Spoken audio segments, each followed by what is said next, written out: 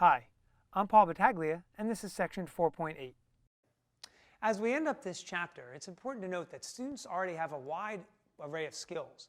They know basic integration rules, they know more complex strategy, and as recently as 4.7, they've expanded the inventory of functions that they know how to integrate.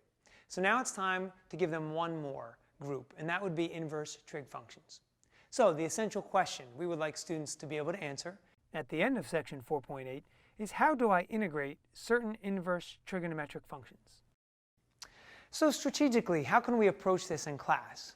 Well, the great thing about 4.8, like some of the other sections we've seen, is that mathematical practice 1C is still being achieved here. Not only are students learning how to select the appropriate strategy, but now they're looking at the algebraic and computational processes necessary to integrate. So here's where I would start. I would have a nice thorough look at Theorem 4.20. And the reason is because I want students to focus on arcsine and specifically arctangent, those two. What I want them to do is I want them to be able to compare these with things they may have seen in the past. For instance, on the board I might throw up something like, look at the integral of x over x squared plus 4 dx. Meanwhile, take another look at an integral that is dx over x squared plus 4. Now they look very, very similar, but they are different, and our approach to them has to be different. Can anybody tell me why? Now hopefully you'll see students who are conjuring up images of things that we talked about earlier in the chapter. X over x squared plus 4 does not yield an inverse trigonometric function. That can be handled using u substitution, like we saw in 4.5. However, dx over x squared plus 4 will yield the inverse tangent function. So for that reason, it's important that students start to notice the difference. And as I've been saying to them throughout the chapter, you can't just focus on what we're doing right now.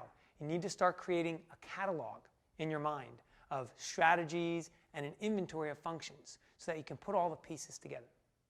Speaking of that, how about this?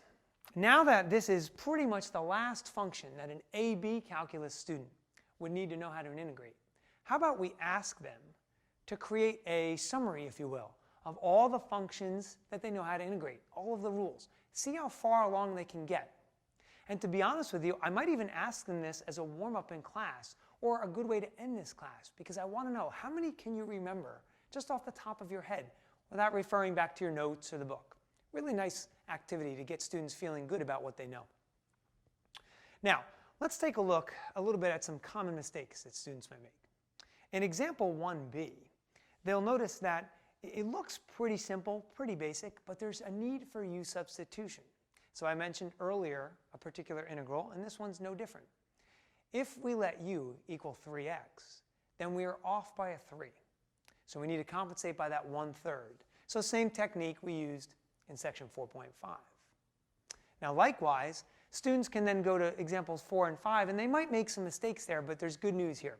4 and 5 are a little bit out of bounds, let's say, for things that they might encounter, certainly on assessments that I give them, and maybe even on the AP exam itself. Okay, finally, let's look at examples 6 and 7. Specifically, let's look at 6c and 7c. See, in both of these problems, what we're doing here is we're asking students if they recognize how to go about integrating these problems. And the short answer is they don't. See, in A and B of both of those examples, these are integrals that students should recognize. So why are we highlighting examples 6c and 7c?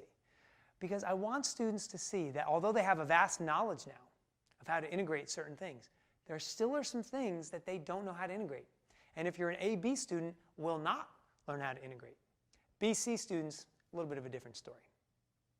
So to finish up, just remember this. Emphasize to your students that arcsine and arctangent are the two inverse trig functions that we really want to focus on in this section. I hope you found these tips helpful. I'm sure you'll have much success in section 4.8